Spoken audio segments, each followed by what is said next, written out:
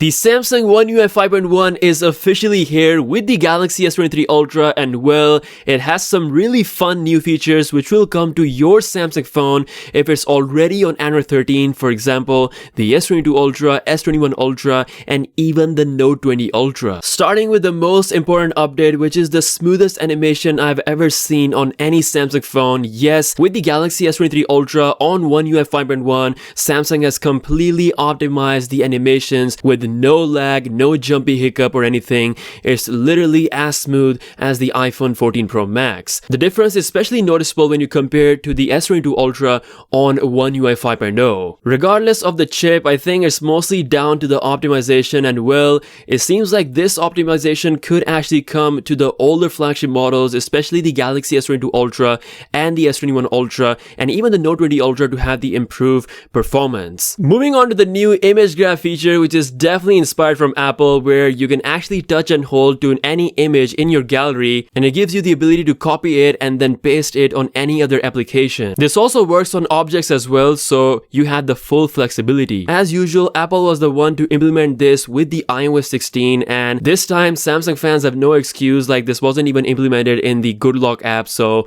it is clearly a good pickup from Apple's side, which is now finally on the One UI 5.1. Next up is my favorite, the Expert RAW application now being implemented directly into the actual main camera application. So if you go into the mode section, you will now see the Expert RAW toggle. Clicking on this will launch the Expert RAW camera UI, where you can take raw photos as well as full control on things like ISO, white balance, and shutter speed. Also, we have a new update with the gallery application that allows you to see the megapixel count of the photo that you have taken. So now you can directly see the megapixel count, and it is very helpful, especially on the Galaxy S23 Ultra, which has multiple megapixels mode. Also, there is a small update to the new pop-up window, which now can be customized by just holding onto the edge of the pop-up window and then moving it around. It is very seamless. Also, there is a new much needed improvement to the Dex mode. Yes, Dex now has an improved split screen thanks to the new splitter in the middle, allowing you to better manage your app windows. Also, GIF remaster feature is coming with the One UI 5.1